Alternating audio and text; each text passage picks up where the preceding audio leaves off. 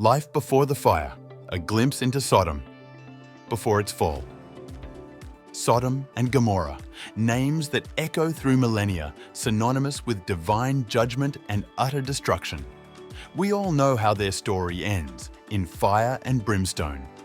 But what was life truly like in Sodom before the flames, before the cry of its wickedness reached the heavens? Today, we're peeling back the layers of time, guided by biblical accounts and historical context, to explore the bustling, prosperous, yet deeply flawed society that was Sodom. What led a city, seemingly blessed with abundance, to such a catastrophic end? Join us as we seek to understand the prosperity, the moral decay, and the spiritual blindness that characterized life before the fire. The Bible tells us that the plain of Jordan, where Sodom was situated, was well-watered everywhere, like the garden of the Lord, like the land of Egypt, Genesis 13:10. This wasn't a desolate wasteland, it was a land of immense opportunity and abundance. Imagine a place of lush pastures, bountiful harvests, and thriving commerce. Sodom and its neighboring cities likely benefited from rich soil and strategic trade routes. This prosperity would have attracted settlers, merchants, and artisans. Wealth would have accumulated, leading to a sophisticated, perhaps even luxurious lifestyle for many of its inhabitants. Archaeological findings in the Dead Sea region, while debated in direct correlation to Sodom, paint a picture of Bronze Age cities with significant urban development, fortifications, and trade connections. Prosperity wasn't just a footnote. It was a defining characteristic of life in this region.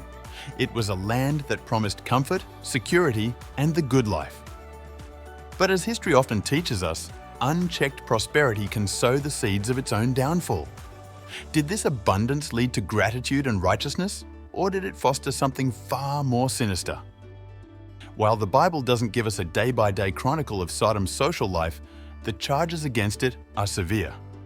The outcry against Sodom and Gomorrah was great, and their sin very grave, Genesis 18:20. So, what were these grave sins?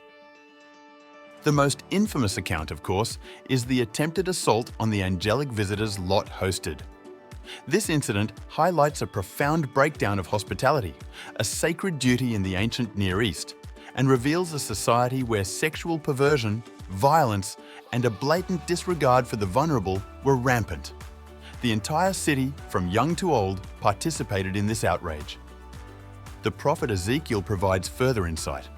He pinpoints Sodom's sins not just as sexual immorality, but as pride, excessive food, and prosperous ease, yet she did not aid the poor and needy.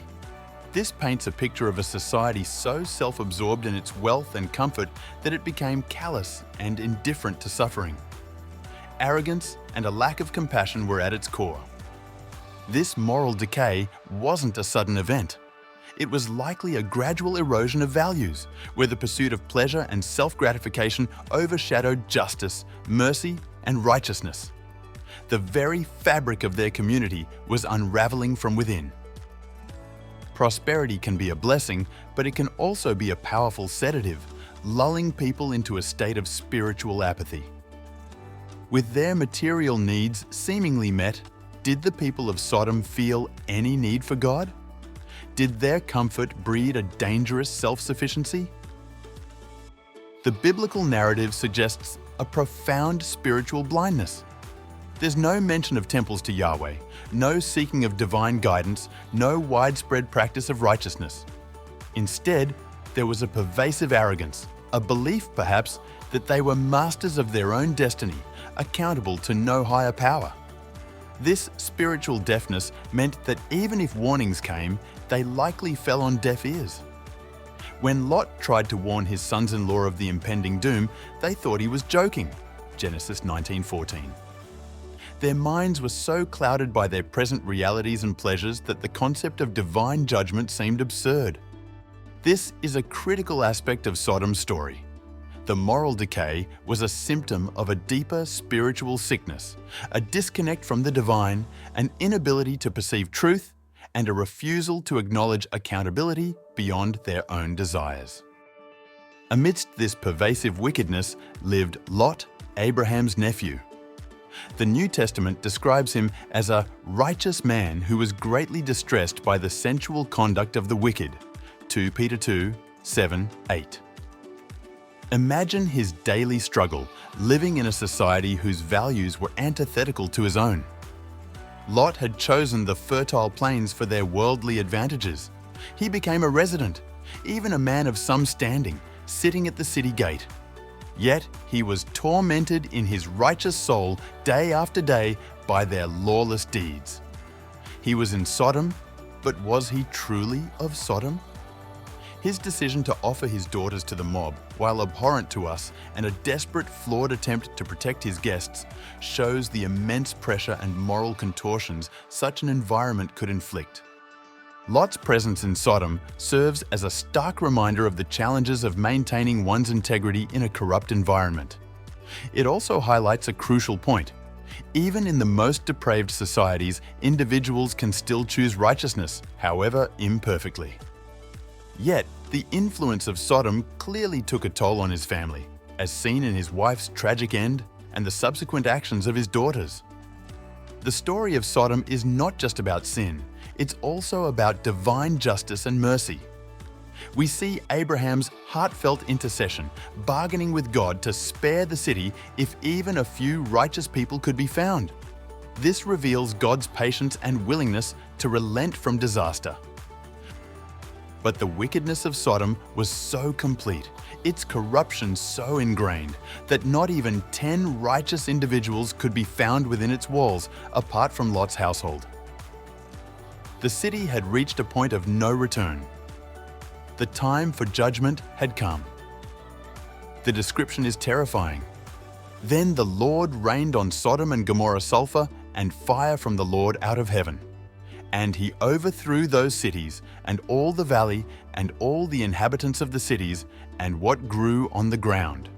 Genesis 19:24-25. It was a complete and devastating annihilation, a stark testament to the consequences of unrepentant sin and the reality of divine judgment.